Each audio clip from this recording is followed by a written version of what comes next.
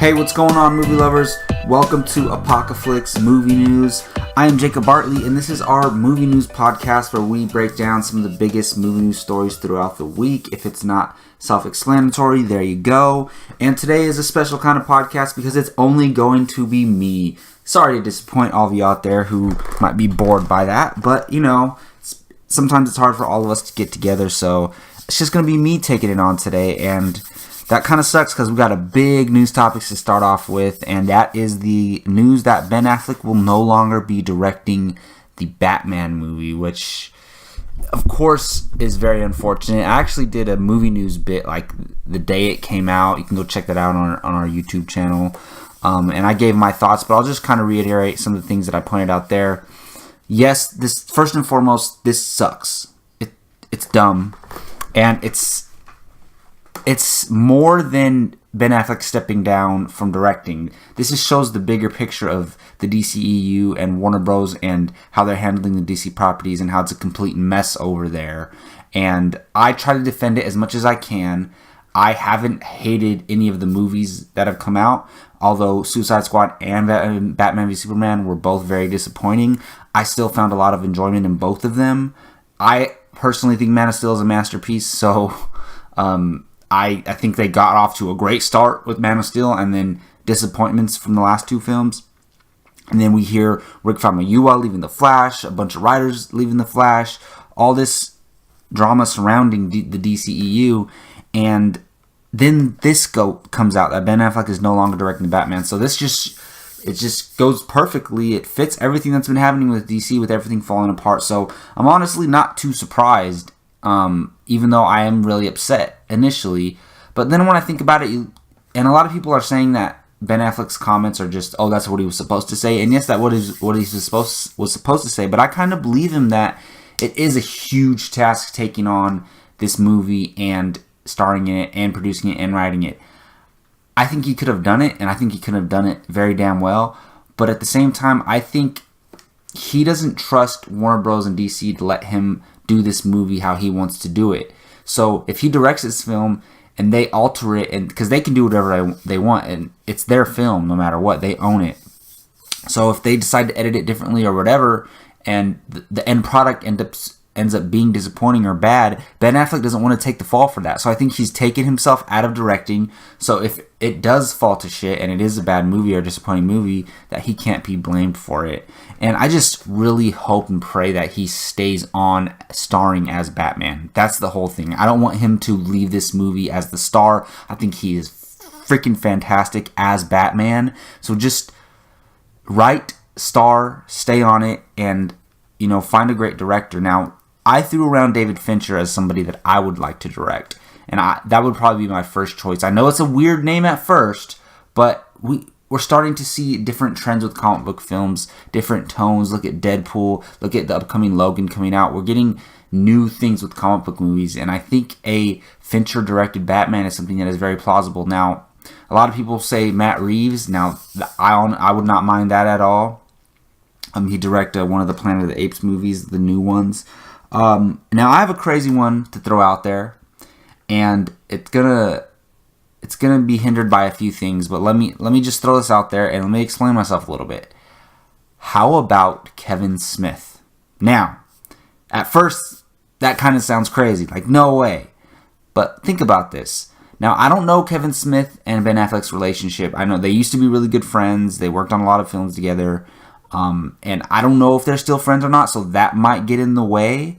But as long as their relationship's fine, I think that would be a great idea. Look, yes, Kevin Smith has put out like some not so great movies, and he's even admit he knows his movies are kind of dumb, and he directs them for himself and for the audience that he's particularly aiming them at. Look at Yoga Hosers.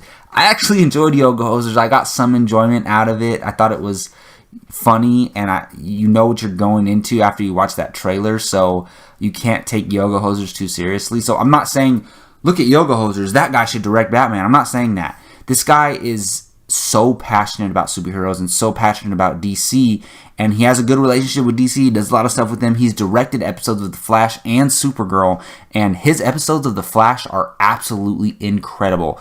with those episodes of The Flash, he proved to me that he can go in and direct a property for the studio what they want him to do. He didn't take those Flash episodes and make them Kevin Smith episodes. If you watch those episodes, you wouldn't know that Kevin Smith directed it, because you don't get the sense of yoga hosers when you watch those episodes. This showed me that he can come in and listen to what they want him to do and put his own spin on it, but still keep it within the realm of what the filmmakers, what Ben Affleck, what DC wants him to do. I think Kevin Smith would be an outside choice, but in my opinion, a great choice. I would love to see Fincher. I would be so happy to see Kevin Smith. I think he deserves an opportunity like this.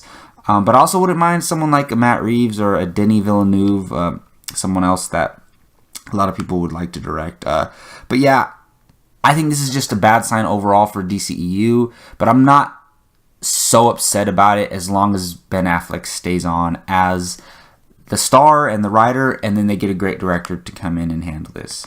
Alright, well, moving on to our next topic. While the film is still a year and a half away, Warner Bros. Has revealed the first official look at Ocean's 8, the female-led Ocean's spinoff. The film stars Sandra Bullock as Danny Ocean's sister. With the help of her right-hand woman, played by Cate Blanchett, she brings together a group of thieves to steal a necklace of the Met Ball in order to frame a villainous gallery owner. The highly talented and highly diverse cast is rounded out by Anne Hathaway, Sarah Paulson, Rihanna, Helena Bonham Carter, Mindy Kaling, and Aquafina. Directed by Gary Ross, Ocean 8 is set to open on June 8th, 2018. Initially, hearing this idea about this movie, it's not something that interests me that much. I enjoyed at least the first Ocean's 11 film. I enjoyed it, and I think the concept of, getting in this A-list cast together and having them go on a heist is pretty cool. I just didn't like the idea of an Ocean's 11 spinoff, but we're getting it. Now that we are, this cast is incredible. So I don't care what the movie is. You have all of these women in one movie together.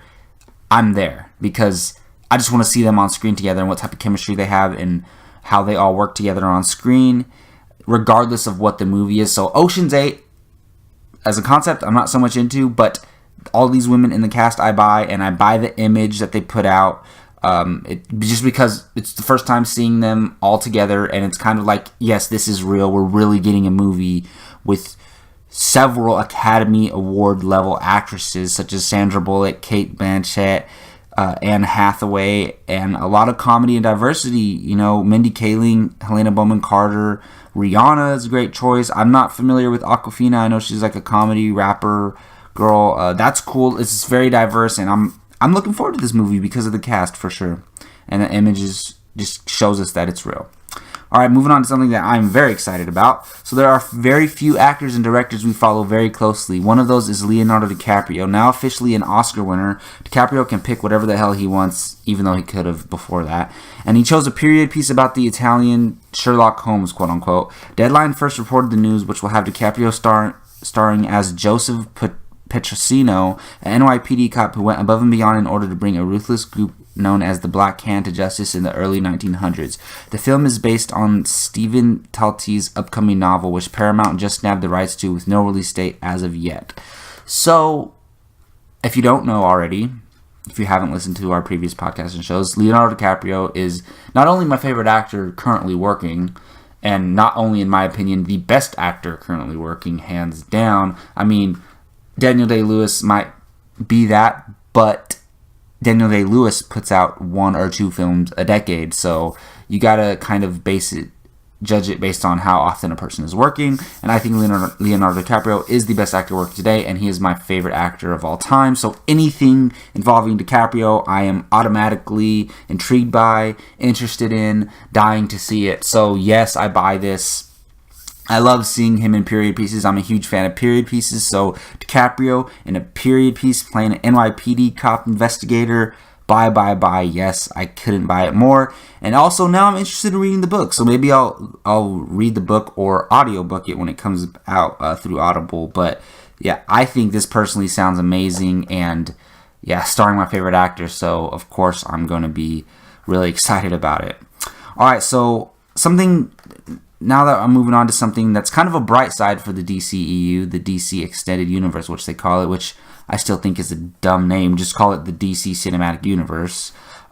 So while Warner Bros. Has had quite a rough start to their DCEU, it looks like there may be a bright spot in the near future in the form of Aquaman. With already having a passionate director and a strong cast in place, the James Wan film has just added 2 major pieces to its story. As revealed by The Hollywood Reporter, Nicole Kidman and Yahya Abdul-Mateen II are in early talks to join the underwater superhero adventure as Aquaman's mother, Etlana, and his arch-nemesis Black Manta, respectively. Starring Jason Momoa, Amber Heard, Patrick Wilson, and Willem Dafoe, James Wan's Aquaman swims into theaters on October 5th, 2018. Now, I am not familiar with Yahya Abdul-Mateen II's work, so I can't comment on him possibly playing Black Manta, but I will say I'm excited that they're including Black Manta in this movie.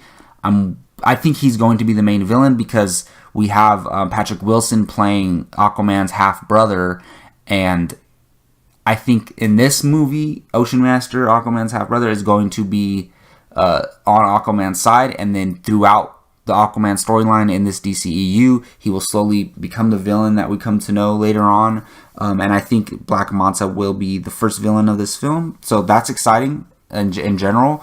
But Nicole Kidman as Aquaman's mother, yes. Nicole Kidman is one of my favorite actresses of all time. Even though she's won Oscars, she gets nominated, I don't feel like people show her the respect that she deserves. Like, I'm not saying she's Meryl Streep, nobody's Meryl Streep, but I'm saying nobody talks about Nicole Kidman like they do in the vein of Meryl Streep or Cate Blanchett or something like that. Like, and she deserves to be talked in that realm. I think Nicole Kidman is one of the best actresses of all time, and she's definitely one of my favorite of all time. So I'm totally excited for her to be in this and play Aquaman's mother because I'm so excited for this movie.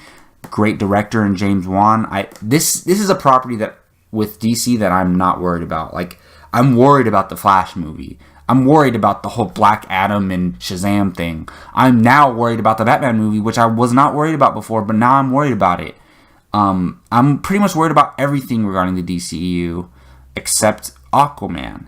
Now, I'm very confident in Wonder Woman. I think it's going to be fantastic. It looks great, but I can't trust DC anymore, so I'm just waiting to see. I'm worried about Wonder Woman because it has so much pressure on it, and if that movie fails, I think DC is in trouble unless Justice League knocks it out of the park. But Aquaman is that one bright spot to where, like, nah, that one's going to be great. That's how I feel about it. And these 2 casting additions, even though I'm not familiar with Abdul-Mateen, I do think that the character being there is a positive thing. And Nicole Kidman playing his mother, great positive. It's never a mistake getting talent, as my favorite movie pundit John Campea always says. Alright, moving on. So you more than likely won't recognize the name Iko Uwais. I'm probably mispronouncing that. But if you throw star of The Raid and The Raid 2, something might click. While we were a bit disappointed with his appearance in Star Wars The Force Awakens, the action star looks to return to form in the first trailer for his upcoming ultra-violent movie Headshot. Uwais plays Ishmael, a young man who washes ashore with a serious head injury, whose past comes back to haunt him shortly after being nursed back to health by a young doctor. Headshot will be in select theaters on March 3rd, 2017. Now, I have not seen the Raid movies, but I really want to see them. As soon as I get a chance to watch The Raid and The Raid 2, I've heard nothing but great things about them. I'm going to watch them eventually. But this movie on its own, this movie looks awesome. I'm like, wow, I'm going to be there the opening weekend to watch this film. The action looks incredible, and what do you expect from a movie starring the guy from The Raid and The Raid 2? That's primarily why you cast him for an action film. The story is kind of generic, but I just think it's one of these things kind of like John Wick, to where like it's kind of a cheesy story, but you just watch this movie for the action. So I think it looks brutal, like very violent, very gory. I'm excited for this movie. I think it looks great, and I definitely want to watch it. Alright, moving on to another trailer. So this week also saw a new trailer from the James Franco directed In Dubious Battle, and it's based on the John Steinbeck novel from 1936, for those of you who did not know that. John Steinbeck, one of my favorite authors. The film follows a group of migratory workers in California as they take on the apple country landowners and features an insane cast of Franco, Nat Wolff, Vincent D'Onofrio, Selena Gomez, Ed Harris, Josh Hutcherson, Sam Shepard, Zach Braff, Robert Duvall, and Bryan Cranston, and has a limited release on February 17th, 2017. Now look, this trailer, all the trailers for this movie look kind of ridiculous, like over the top, like yeah, let's rebel, like yeah, and they have this. I kind of despise this in trailers when they're like long trailers showing too much stuff, and then they have to show a shot of every actor, list their names, Academy Award nominated, and I understand it's a marketing tool. It lets people know who's in this movie and their status as an actor, but I just think it's dumb. Like, look at us, Academy Award winning actors. Like, but look, this movie has a great cast, and I'm interested in the story. It's based on a John Steinbeck novel, which I have not read, but I want to read it now. And I'm a big fan of James Franco. I know some people like get annoyed by him, but I think he's freaking hilarious in everything. And I think he's a passionate and like very talented artsy guy. Like I know a lot of his films haven't like got the best critical response, but I respect that he keeps making movies and is trying to find his footing as a director. And I'm looking forward to this movie. Ever since I heard about it, a guy that I respect directing a film based on a book that he probably really loves. And this cast is freaking incredible. James Franco must like had to talk all these people to be in this movie, because there's so many like great talented actors in this movie, and he probably convinced them all to get in there, probably using that charm.